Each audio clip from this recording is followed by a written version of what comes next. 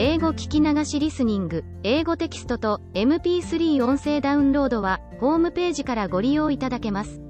88thpp.com 88thpp.com Alice's Adventures in Wonderland Part 3. Chapter 9. The Muck Turtle Story. You can't think how glad I am to see you again, you dear old thing, said the Duchess, as she tucked her arm affectionately into Alice's, and they walked off together. Alice was very glad to find her in such a pleasant temper, and thought to herself that perhaps it was only the pepper that had made her so savage when they met in the kitchen. When I'm a duchess, she said to herself, not in a very hopeful tone though, I won't have any pepper in my kitchen at all. Soup does very well without, maybe it's always pepper that makes people hot-tempered, she went on, very much pleased at having found out a new kind of rule, and vinegar that makes them sour, and chamomile that makes them bitter, and barley sugar and such things that make children sweet-tempered. I only wish people knew that, then they wouldn't be so stingy about it, you know. She had quite forgotten the Duchess by this time, and was a little startled when she heard her voice close to her ear. You're thinking about something, my dear, and that makes you forget to talk. I can't tell you just now what the moral of that is, but I shall remember it in a bit. Perhaps it hasn't one, Alice ventured to remark. Tut, tut, child, said the Duchess. Everything's got a moral, if only you can find it. And she squeezed herself up closer to Alice's side as she spoke. Alice did not much like keeping so close to her, first, because the Duchess was very ugly, and secondly, because she was exactly the right height to rest her chin upon Alice's shoulder, and it was an uncomfortably sharp chin. However, she did not like to be rude, so she bore it as well as she could. The game's going on rather better now, she said, by way of keeping up the conversation a little. 'Tis so, said the Duchess, and the moral of that is, oh, 'tis love, that makes the world go round. Somebody said, Alice whispered, that it's done by everybody minding their own business.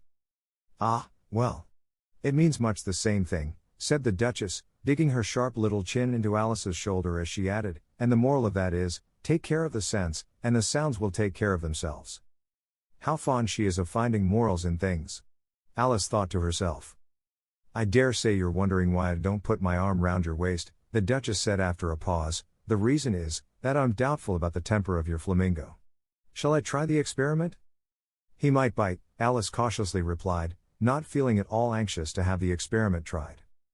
Very true, said the Duchess, flamingos and mustard both bite. And the moral of that is, birds of a feather flock together. Only mustard isn't a bird, Alice remarked. Right, as usual, said the Duchess, what a clear way you have of putting things. It's a mineral, I think, said Alice. Of course it is, said the Duchess, who seemed ready to agree to everything that Alice said, there's a large mustard mine near here. And the moral of that is, the more there is of mine, the less there is of yours. Oh, no, exclaimed Alice, who had not attended to this last remark, it's a vegetable. It doesn't look like one, but it is. I quite agree with you, said the Duchess, and the moral of that is, be what you would seem to be, or if you'd like it put more simply, never imagine yourself not to be otherwise than what it might appear to others that what you were or might have been was not otherwise than what you had been would have appeared to them to be otherwise. I think I should understand that better, Alice said very politely, if I had it written down, but I can't quite follow it as you say it. That's nothing to what I could say if I chose, the Duchess replied, in a pleased tone. Pray don't trouble yourself to say it any longer than that, said Alice. Oh, don't talk about trouble, said the Duchess. I make you a present of everything I've said as yet. A cheap sort of present, thought Alice. I'm glad they don't give birthday presents like that. But she did not venture to say it out loud. Thinking again? The Duchess asked, with another dig of her sharp little chin. I've a right to think, said Alice sharply, for she was beginning to feel a little worried. Just about as much right, said the Duchess, as pigs have to fly, and the M. But here, to Alice's great surprise, the Duchess's voice died away, even in the middle of her favorite word moral, and the arm that was linked into hers began to tremble. Alice looked up, and there stood the Queen in front of them, with her arms folded, frowning like a thunderstorm. A fine day, Your Majesty, the Duchess began in a low, weak voice. Now, I give you fair warning, shouted the Queen, stamping on the ground as she spoke, either you or your head must be off, and that in about half no time. Take your choice. The Duchess took her choice, and was gone in a moment. Let's go on with the game, the Queen said to Alice, and Alice was too much frightened to say a word, but but slowly followed her back to the croquet ground. The other guests had taken advantage of the queen's absence, and were resting in the shade. However, the moment they saw her, they hurried back to the game, the queen merely remarking that a moment's delay would cost them their lives. All the time they were playing, the queen never left off quarreling with the other players, and shouting off with his head. Or off with her head.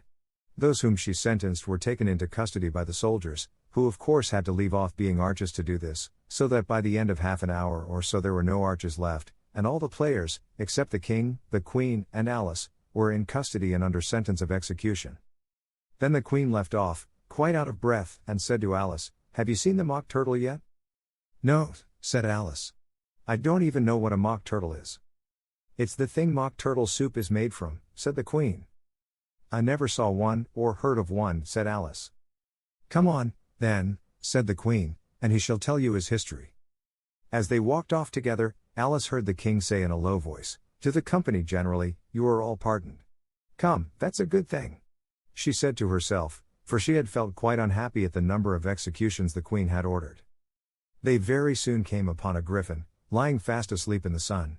"If you don't know what a griffin is, look at the picture, up, lazy thing," said the queen, "and take this young lady to see the mock turtle, and to hear his history. I must go back and see after some executions I have ordered," and she walked off, leaving Alice alone with the griffin. Alice did not quite like the look of the creature, but on the whole she thought it would be quite as safe to stay with it as to go after that savage queen, so she waited. The griffin sat up and rubbed its eyes, then it watched the queen till she was out of sight, then it chuckled. "What fun!" said the griffin, half to itself, half to Alice. "What is the fun?" said Alice. "Why, said the griffin. "It's all her fancy, that, they never executes nobody, you know. Come on." Everybody says come on.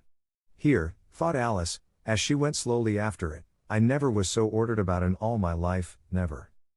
They had not gone far before they saw the mock turtle in the distance, sitting sad and lonely on a little ledge of rock, and, as they came nearer, Alice could hear him sighing as if his heart would break. She pitied him deeply. "What is his sorrow?" she asked the griffin, and the griffin answered, very nearly in the same words as before, "It's all his fancy, that, he hasn't got no sorrow, you know. Come on." So they went up to the mock turtle, who looked at them with large eyes full of tears, but said nothing. "This here young lady," said the griffin, "she wants for to know your history, she do." "I'll tell it her," said the mock turtle in a deep, hollow tone. "Sit down, both of you, and don't speak a word till I've finished." So they sat down, and nobody spoke for some minutes. Alice thought to herself, "I don't see how he can ever finish, if he doesn't begin." But she waited patiently. "Once," said the mock turtle at last, with a deep sigh, "I was a real turtle." These words were followed by a very long silence, broken only by an occasional exclamation of "HJCKRRH" from the griffin, and the constant heavy sobbing of the mock turtle. Alice was very nearly getting up and saying, "Thank you, sir, for your interesting story," but she could not help thinking there must be more to come, so she sat still and said nothing. "When we were little," the mock turtle went on at last, more calmly, though still sobbing a little now and then, "we went to school in the sea. The master was an old turtle, we used to call him Tortoise." "Why did you call him Tortoise, if he wasn't one?" Alice asked. "We called him Tortoise because he taught us," said the mock turtle angrily. "Really, you are very dull. You ought to be ashamed of yourself for asking such a simple question," added the griffin, and then they both sat silent and looked at poor Alice, who felt ready to sink into the earth. At last the griffin said to the mock turtle, "Drive on, old fellow. Don't be all day about it." And he went on in these words. "Yes, we went to school in the sea, though you mayn't believe it." "I never said I didn't," interrupted Alice. "You did," said the mock turtle. "Hold your tongue," added the griffin, before Alice could speak again. The mock turtle went on. "We had the best of educations, in fact, we went to school every day." "I've been to a day school, too," said Alice. "You needn't be so proud as all that." "With extras?" asked the mock turtle a little anxiously. "Yes," said Alice, "we learned French and music." "And washing?" said the mock turtle. "Certainly not," said Alice indignantly. "Ah.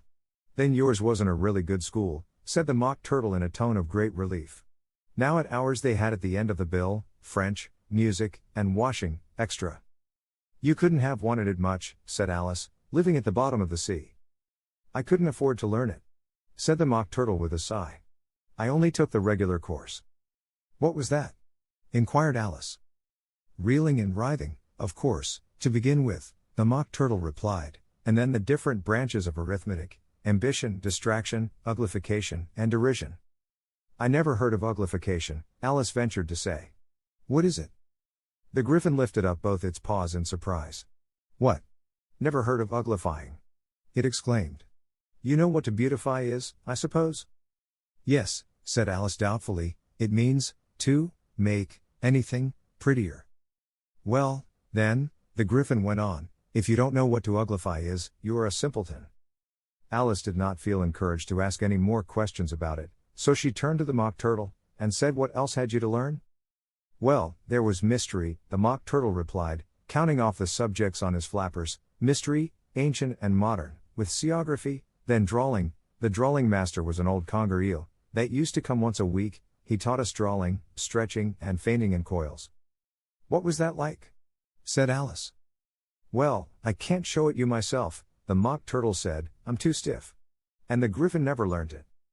Hadn't time, said the Griffin, I went to the classics master, though. He was an old crab, he was. I never went to him, the Mock Turtle said with a sigh, he taught laughing and grief, they used to say. So he did, said the Griffin, sighing in his turn, and both creatures hid their faces in their paws. And how many hours a day did you do lessons? Said Alice, in a hurry to change the subject. 10 hours the first day, said the Mock Turtle, 9 the next, and so on. What a curious plan! Exclaimed Alice. That's the reason they're called lessons, the Griffin remarked, because they lesson from day to day. This was quite a new idea to Alice, and she thought it over a little before she made her next remark. Then the 11th day must have been a holiday. Of course it was, said the Mock Turtle. And how did you manage on the 12th? Alice went on eagerly. That's enough about lessons, the Griffin interrupted in a very decided tone. Tell her something about the games now. Chapter 10. The Lobster Quadrille. The Mock Turtle sighed deeply, and drew the back of one flapper across his eyes. He looked at Alice, and tried to speak, but for a minute or two sobs choked his voice. Same as if he had a bone in his throat, said the Griffin, and it set to work shaking him and punching him in the back. At last the Mock Turtle recovered his voice, and, with tears running down his cheeks, he went on again. You may not have lived much under the sea, I haven't, said Alice, and perhaps you were never even introduced to a lobster. Alice began to say I once tasted, but checked herself hastily, and said no, never, so you can have no idea what a delightful thing a lobster quadrille is. No, indeed, said Alice. What sort of a dance is it? Why, said the Griffin, you first form into a line along the seashore. 2 lines. Cried the Mock Turtle. Seals, turtles, salmon, and so on.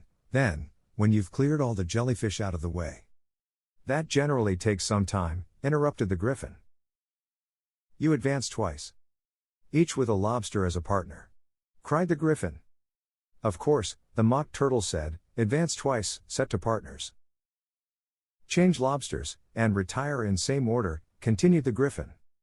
Then, you know, the Mock Turtle went on, you throw the lobsters, shouted the Griffin, with a bound into the air. As far out to sea as you can. Swim after them, screamed the Griffin. Turn a somersault in the sea, cried the Mock Turtle, capering wildly about. Change lobsters again, yelled the Griffin at the top of its voice.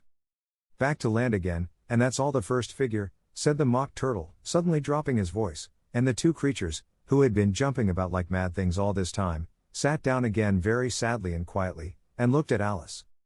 It must be a very pretty dance, said Alice timidly. Would you like to see a little of it? Said the Mock Turtle. Very much indeed, said Alice. Come, let's try the first figure, said the Mock Turtle to the Griffin. We can do without lobsters, you know. Which shall sing? Oh, you sing, said the Griffin. I've forgotten the words.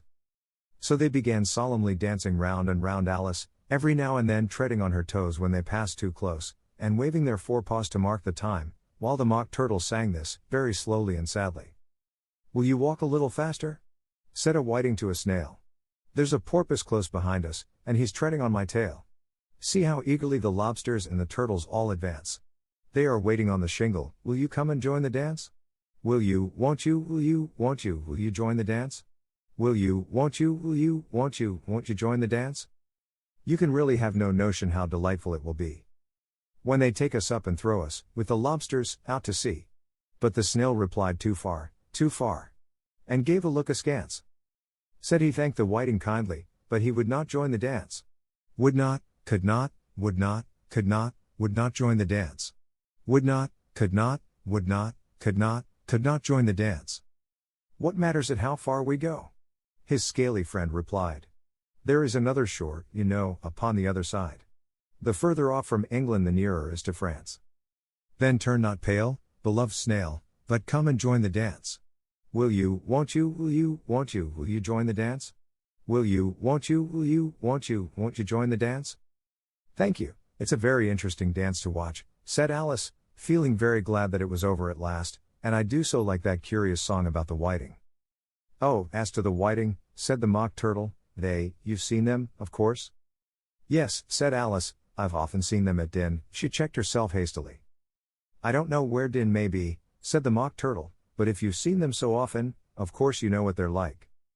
I believe so, Alice replied thoughtfully. They have their tails in their mouths, and they're all over crumbs. You're wrong about the crumbs, said the Mock Turtle, crumbs would all wash off in the sea.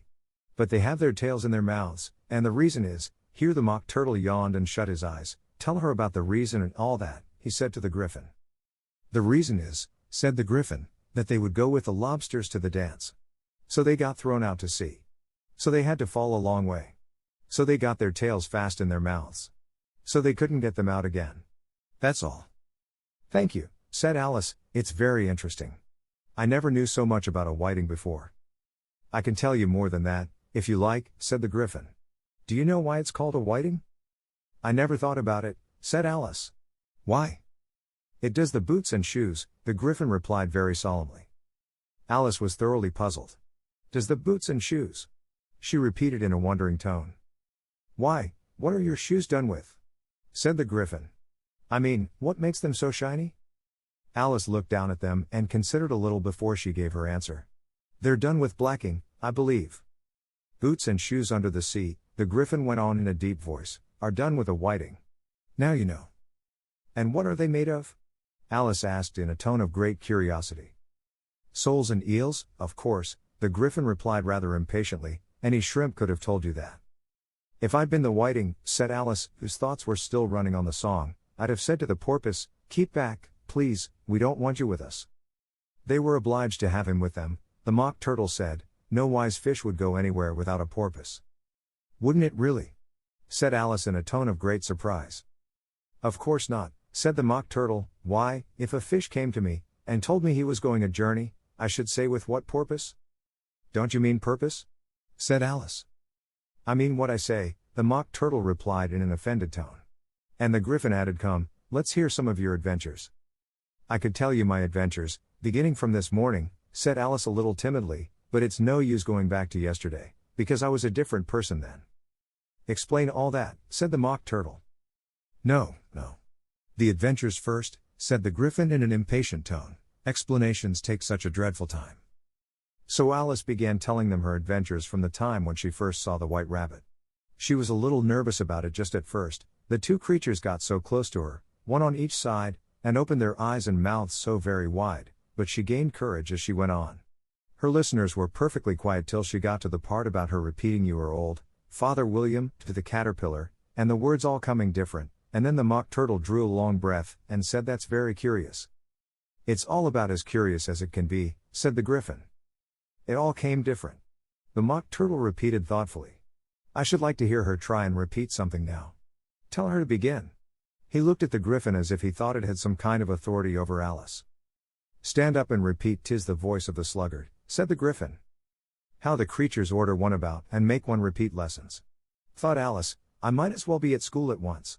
However, she got up, and began to repeat it, but her head was so full of the lobster quadrille, that she hardly knew what she was saying, and the words came very queer indeed. 'Tis the voice of the lobster, I heard him declare. You have baked me too brown, I must sugar my hair. As a duck with its eyelids, so he with his nose trims his belt and his buttons, and turns out his toes. Later editions continued as follows. When the sands are all dry, he is gay as a lark, and will talk in contemptuous tones of the shark. But, when the tide rises and sharks are around. His voice has a timid and tremulous sound. That's different from what I used to say when I was a child, said the Griffin. Well, I never heard it before, said the Mock Turtle, but it sounds uncommon nonsense. Alice said nothing. She had sat down with her face in her hands, wondering if anything would ever happen in a natural way again. I should like to have it explained, said the Mock Turtle. She can't explain it, said the Griffin hastily. Go on with the next verse. But about his toes? The Mock Turtle persisted. How could he turn them out with his nose, you know? It's the first position in dancing, Alice said, but was dreadfully puzzled by the whole thing, and longed to change the subject. Go on with the next verse, the Griffin repeated impatiently. It begins, I passed by his garden. Alice did not dare to disobey, though she felt sure it would all come wrong, and she went on in a trembling voice. I passed by his garden, and marked, with one eye, how the owl and the panther were sharing a pie. Later editions continued as follows. The panther took pie crust, and gravy, and meat, while the owl had the dish as its share of the treat. When the pie was all finished, the owl, as a boon, was kindly permitted to pocket the spoon, while the panther received knife and fork with a growl, and concluded the banquet. What is the use of repeating all that stuff? The Mock Turtle interrupted, if you don't explain it as you go on? It's by far the most confusing thing I ever heard. Yes, I think you'd better leave off, said the Griffin, and Alice was only too glad to do so. Shall we try another figure of the lobster quadrille? The Griffin went on. Or would you like the Mock Turtle to sing you a song? Oh, a song, please, if the Mock Turtle would be so kind, Alice replied, so eagerly that the Griffin said, in a rather offended tone, No accounting for tastes. Sing her turtle soup, will you, old fellow? The Mock Turtle sighed deeply, and began, in a voice sometimes choked with sobs, to sing this. Beautiful soup, so rich and green, waiting in a hot tureen. Who for such dainties would not stoop? Soup of the evening, beautiful soup. Soup of the evening, beautiful soup. Bo, ootiful sou, oop. Bo, ootiful sou, oop. Sou, oop of the evening. Beautiful, beautiful soup. Beautiful soup. Who cares for fish? Game, or any other dish? Who would not give all else for 2p? Anyworth only of beautiful soup? Pennyworth only of beautiful soup? Bo, ootiful sou, oop. Bo, ootiful sou, oop. Sou, oop of the evening. Beautiful, beauty, fool soup. Chorus again, cried the Griffin, and the Mock Turtle had just begun to repeat it, when a cry of the trial's beginning was heard in the distance. Come on, cried the Griffin, and, taking Alice by the hand, it hurried off, without waiting for the end of the song. What trial is it? Alice panted as she ran, but the Griffin only answered come on, and ran the faster, while more and more faintly came, carried on the breeze that followed them, the melancholy words.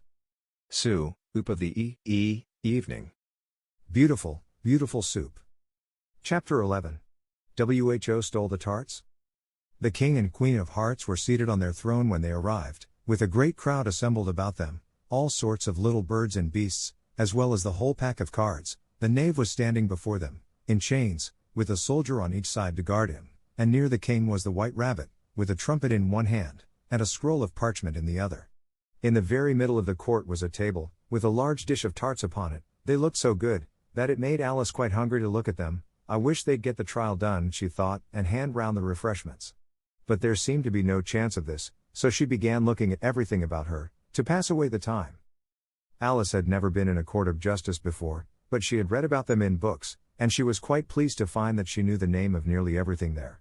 That's the judge, she said to herself, because of his great wig. The judge, by the way, was the king, and as he wore his crown over the wig, look at the frontispiece if you want to see how he did it, he did not look at all comfortable, and it was certainly not becoming. And that's the jury box, thought Alice, and those 12 creatures, she was obliged to say creatures, you see, because some of them were animals, and some were birds. I suppose they are the jurors. She said this last word 2 or 3 times over to herself, being rather proud of it, for she thought, and rightly too, that very few little girls of her age knew the meaning of it at all. However, jurymen would have done just as well. The 12 jurors were all writing very busily on slates. What are they doing? Alice whispered to the Griffin. They can't have anything to put down yet, before the trial's begun. "They're putting down their names," the Griffin whispered in reply, for fear they should forget them before the end of the trial. "Stupid things," Alice began in a loud, indignant voice, but she stopped hastily, for the White Rabbit cried out, "Silence in the court." And the king put on his spectacles and looked anxiously round, to make out who was talking. Alice could see, as well as if she were looking over their shoulders, that all the jurors were writing down stupid things on their slates, and she could even make out that one of them didn't know how to spell stupid, and that he had to ask his neighbor to tell him. A nice muddle their slates'll be in before the trial's over, thought Alice. One of the jurors had a pencil that squeaked. This, of course, Alice could not stand, and she went round the court and got behind him, and very soon found an opportunity of taking it away. She did it so quickly that the poor little juror, it was Bill, the lizard, could not make out at all what had become of it, so, after hunting all about for it, he was obliged to write with one finger for the rest of the day, and this was of very little use, as it left no mark on the slate. "Herald, read the accusation," said the king. On this the White Rabbit blew 3 blasts on the trumpet, and then unrolled the parchment scroll, and read as follows. "The Queen of Hearts, she made some tarts, all on a summer day. The Knave of Hearts, he stole those tarts, and took them quite away. Consider your verdict," the king said to the jury. "Not yet, not yet," the rabbit hastily interrupted. "There's a great deal to come before that." "Call the first witness," said the king, and the White Rabbit blew 3 blasts on the trumpet, and called out, "First witness." The first witness was the Hatter. He came in with a teacup in one hand and a piece of bread and butter in the other. "I beg pardon, Your Majesty," he began, "for bringing these in, but I hadn't quite finished my tea when I was sent for." "You ought to have finished," said the king. "When did you begin?" The Hatter looked at the March Hare, who had followed him into the court, arm in arm with the Dormouse. 14th of March, I think it was," he said. 15th, said the March Hare. 16th, added the Dormouse. "Write that down," the king said to the jury, and the jury eagerly wrote down all 3 dates on their slates, and then added them up, and reduced the answer to shillings and pence. "Take off your hat," the king said to the Hatter. "It isn't mine," said the Hatter. "Stolen," the king exclaimed, turning to the jury, who instantly made a memorandum of the fact. "I keep them to sell," the Hatter added as an explanation. "I've none of my own. I'm a Hatter." Here the queen put on her spectacles, and began staring at the Hatter, who turned pale and fidgeted. "Give your evidence," said the king, "and don't be nervous, or I'll have you executed on the spot." This did not seem to encourage the witness at all. He kept shifting from one foot to the other, looking uneasily at the queen, and in his confusion he bit a large piece out of his teacup instead of the bread and butter. Just at this moment Alice felt a very curious sensation, which puzzled her a good deal until she made out what it was. She was beginning to grow larger again, and she thought at first she would get up and leave the court, but on second thought she decided to remain where she was as long as there was room for her.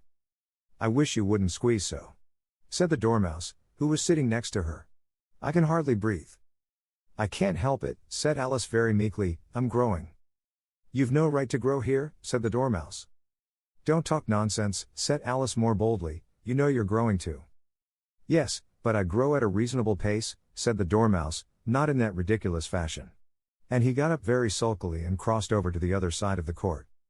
All this time the queen had never left off staring at the Hatter, and, just as the Dormouse crossed the court, she said to one of the officers of the court, "Bring me the list of the singers in the last concert." On which the wretched Hatter trembled so, that he shook both his shoes off. "Give your evidence," the king repeated angrily, "or I'll have you executed, whether you're nervous or not." "I'm a poor man, Your Majesty," the Hatter began, in a trembling voice, "and I hadn't begun my tea, not above a week or so, and what with the bread and butter getting so thin, and the twinkling of the tea." "The twinkling of the what?" said the king. "It began with the tea," the Hatter replied. "Of course twinkling begins with a T," said the king sharply. "Do you take me for a dunce? Go on." "I'm a poor man," the Hatter went on, "and most things twinkled after that, only the March Hare said." "I didn't." The March Hare interrupted in a great hurry. "You did," said the Hatter. "I deny it," said the March Hare. "He denies it," said the king, "leave out that part." "Well, at any rate," the Dormouse said, the Hatter went on, looking anxiously round to see if he would deny it too, but the Dormouse denied nothing, being fast asleep.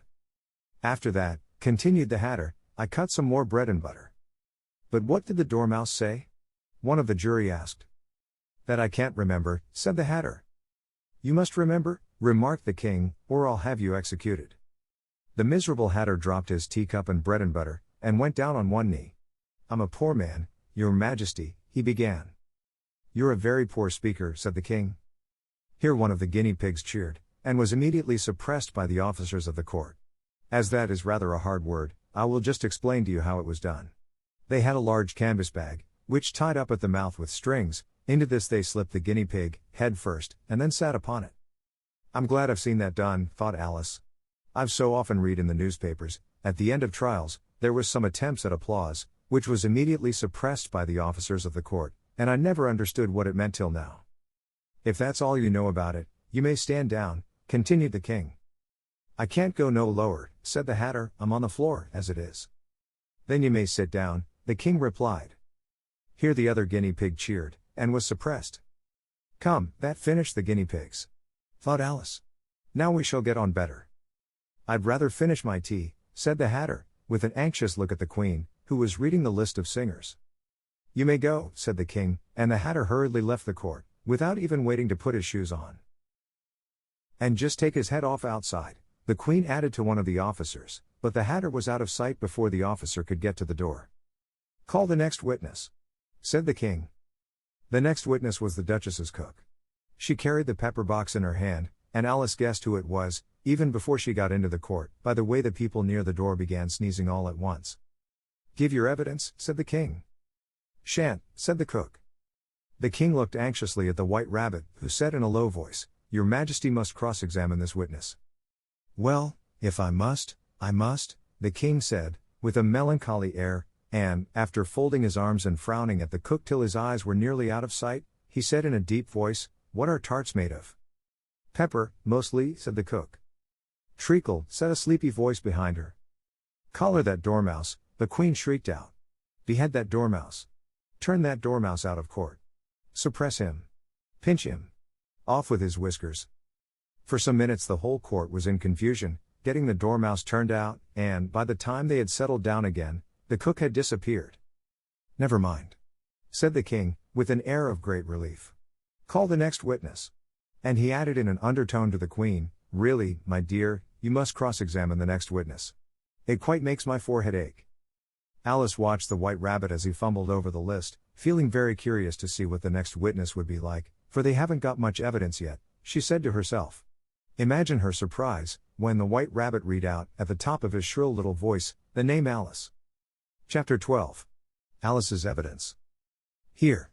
cried Alice, quite forgetting in the flurry of the moment how large she had grown in the last few minutes, and she jumped up in such a hurry that she tipped over the jury box with the edge of her skirt, upsetting all the jurymen onto the heads of the crowd below, and there they lay sprawling about, reminding her very much of a globe of goldfish she had accidentally upset the week before. "Oh, I beg your pardon," she exclaimed in a tone of great dismay, and began picking them up again as quickly as she could, for the accident of the goldfish kept running in her head, and she had a vague sort of idea that they must be collected at once and put back into the jury box, or they would die.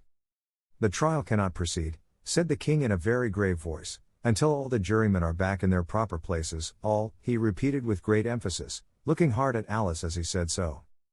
Alice looked at the jury box, and saw that, in her haste, she had put the lizard in head downwards, and the poor little thing was waving its tail about in a melancholy way, being quite unable to move. She soon got it out again, and put it right. "Not that it signifies much," she said to herself, "I should think it would be quite as much use in the trial one way up as the other." As soon as the jury had a little recovered from the shock of being upset, and their slates and pencils had been found and handed back to them, they set to work very diligently to write out a history of the accident, all except the lizard, who seemed too much overcome to do anything but sit with its mouth open, gazing up into the roof of the court. "What do you know about this business?" the king said to Alice. "Nothing," said Alice. "Nothing whatever?" persisted the king. "Nothing whatever," said Alice. "That's very important," the king said, turning to the jury. They were just beginning to write this down on their slates, when the White Rabbit interrupted. "Unimportant, your Majesty means, of course," he said in a very respectful tone, but frowning and making faces at him as he spoke. "Unimportant, of course, I meant," the king hastily said, and went on to himself in an undertone. "Important, unimportant, unimportant, important," as if he were trying which word sounded best. Some of the jury wrote it down important, and some unimportant. Alice could see this, as she was near enough to look over their slates, but it doesn't matter a bit, she thought to herself. At this moment the king, who had been for some time busily writing in his notebook, cackled out silence. And read out from his book, Rule 42. All persons more than a mile high to leave the court. Everybody looked at Alice. I'm not a mile high, said Alice. You are, said the king. Nearly 2 miles high, added the queen. Well, I shan't go, at any rate, said Alice. Besides, that's not a regular rule, you invented it just now. It's the oldest rule in the book, said the king. Then it ought to be number 1, said Alice. The king turned pale, and shut his notebook hastily. Consider your verdict, he said to the jury, in a low, trembling voice. There's more evidence to come yet, please your majesty, said the White Rabbit, jumping up in a great hurry. This paper has just been picked up. What's in it? Said the queen. I haven't opened it yet, said the White Rabbit, but it seems to be a letter, written by the prisoner to somebody. It must have been that, said the king, unless it was written to nobody, which isn't usual, you know. Who is it directed to? Said one of the jurymen. It isn't directed at all, said the White Rabbit. In fact, there's nothing written on the outside. He unfolded the paper as he spoke, and added it isn't a letter, after all, it's a set of verses. Are they in the prisoner's handwriting? Asked another of the jurymen. No, they're not, said the White Rabbit, and that's the queerest thing about it. The jury all looked puzzled. He must have imitated somebody else's hand, said the king. The jury all brightened up again. Please your majesty, said the knave, I didn't write it, and they can't prove I did, there's no name signed at the end. If you didn't sign it, said the king, that only makes the matter worse. You must have meant some mischief, or else you'd have signed your name like an honest man. There was a general clapping of hands at this. It was the first really clever thing the king had said that day. That proves his guilt, said the queen. It proves nothing of the sort, said Alice. Why, you don't even know what they're about. Read them, said the king. The White Rabbit put on his spectacles. Where shall I begin, please your majesty? He asked. Begin at the beginning, the king said gravely, and go on till you come to the end, then stop. These were the verses the White Rabbit read. They told me you had been to her. And mentioned me to him. She gave me a good character. But said I could not swim. He sent them word I had not gone. We know it to be true. If she should push the matter on, what would become of you? I gave her 1, they gave him 2. You gave us 3 or more. They all returned from him to you. Though they were mine before. If I or she should chance to be involved in this affair, he trusts to you to set them free. Exactly as we were. My notion was that you had been, before she had this fit, an obstacle that came between him and ourselves, and it. Don't let him know she liked them best. For this must ever be a secret, kept from all the rest. Between yourself and me. That's the most important piece of evidence we've heard yet, said the king, rubbing his hands, so now let the jury. If any one of them can explain it, said Alice, she had grown so large in the last few minutes that she wasn't a bit afraid of interrupting him, I'll give him 6pence. I don't believe there's an atom of meaning in it. The jury all wrote down on their slates, she doesn't believe there's an atom of meaning in it, but none of them attempted to explain the paper.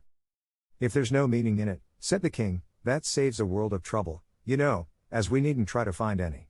And yet I don't know, he went on, spreading out the verses on his knee, and looking at them with one eye, I seem to see some meaning in them, after all. Said I could not swim, you can't swim, can you? He added, turning to the knave. The knave shook his head sadly. Do I look like it? He said. Which he certainly did not, being made entirely of cardboard. All right, so far, said the king, and he went on muttering over the verses to himself, we know it to be true, that's the jury, of course, I gave her 1, they gave him 2, why, that must be what he did with the tarts, you know. But, it goes on they all returned from him to you, said Alice. Why, there they are, said the king triumphantly, pointing to the tarts on the table. Nothing can be clearer than that. Then again, before she had this fit, you never had fits, my dear, I think? He said to the queen. Never, said the queen furiously, throwing an inkstand at the lizard as she spoke. The unfortunate little Bill had left off writing on his slate with one finger, as he found it made no mark, but he now hastily began again, using the ink that was trickling down his face, as long as it lasted. Then the words don't fit you, said the king, looking round the court with a smile. There was a dead silence. "It's a pun," the king added in an offended tone, and everybody laughed. "Let the jury consider their verdict," the king said, for about the 20th time that day. "No, no," said the queen. "Sentence first, verdict afterwards." "Stuff and nonsense," said Alice loudly. "The idea of having the sentence first." "Hold your tongue," said the queen, turning purple. "I won't," said Alice. "Off with her head," the queen shouted at the top of her voice. Nobody moved. "Who cares for you?" said Alice. She had grown to her full size by this time. "You're nothing but a pack of cards." At this the whole pack rose up into the air, and came flying down upon her. She gave a little scream, half of fright and half of anger, and tried to beat them off, and found herself lying on the bank, with her head in the lap of her sister, who was gently brushing away some dead leaves that had fluttered down from the trees upon her face. "Wake up, Alice dear," said her sister. "Why, what a long sleep you've had." "Oh, I've had such a curious dream," said Alice, and she told her sister, as well as she could remember them, all these strange adventures of hers that you have just been reading about, and when she had finished, her sister kissed her, and said, "It was a curious dream, dear, certainly, but now run into your tea, it's getting late." So Alice got up and ran off, thinking while she ran, as well she might, what a wonderful dream it had been. But her sister sat still just as she left her, leaning her head on her hand, watching the setting sun, and thinking of little Alice and all her wonderful adventures, till she too began dreaming after a fashion, and this was her dream. First, she dreamed of little Alice herself, and once again the tiny hands were clasped upon her knee, and the bright eager eyes were looking up into hers. She could hear the very tones of her voice, and see the queer little toss of her head to keep back the wandering hair that would always get into her eyes, and still as she listened, or seemed to listen, the whole place around her became alive with the strange creatures of her little sister's dream. The long grass rustled at her feet as the white rabbit hurried by, the frightened mouse splashed his way through the neighboring pool, she could hear the rattle of the teacups as the March Hare and his friends shared their never-ending meal, and the shrill voice of the queen ordering off her unfortunate guests to execution. Once more the pig baby was sneezing on the Duchess's knee, while plates and dishes crashed around it. Once more the shriek of the griffin, the squeaking of the lizard's slate pencil, and the choking of the suppressed guinea pigs, filled the air, mixed up with the distant sobs of the miserable mock turtle. So she sat on, with closed eyes, and half believed herself in Wonderland, though she knew she had but to open them again, and all would change to dull reality. The grass would be only rustling in the wind, and the pool rippling to the waving of the reeds, the rattling teacups would change to tinkling sheep bells, and the queen's shrill cries to the voice of the shepherd boy, and the sneeze of the baby, the shriek of the griffin, and all the other queer noises, would change, she knew, to the confused clamor of the busy farmyard, while the lowing of the cattle in the distance would take the place of the mock turtle's heavy sobs. Lastly, she pictured to herself how this same little sister of hers would, in the after-time, be herself a grown woman, and how she would keep, through all her riper years, the simple and loving heart of her childhood, and how she would gather about her other little children, and make their eyes bright and eager with many a strange tale, perhaps even with the dream of Wonderland of long ago, and how she would feel with all their simple sorrows, and find a pleasure in all their simple joys, remembering her own child life, and the happy summer days. The end. 英語聞き流しリスニング、英語テキストと MP3 音声ダウンロードは、ホームページからご利用いただけます。88thpp.com、88thpp.com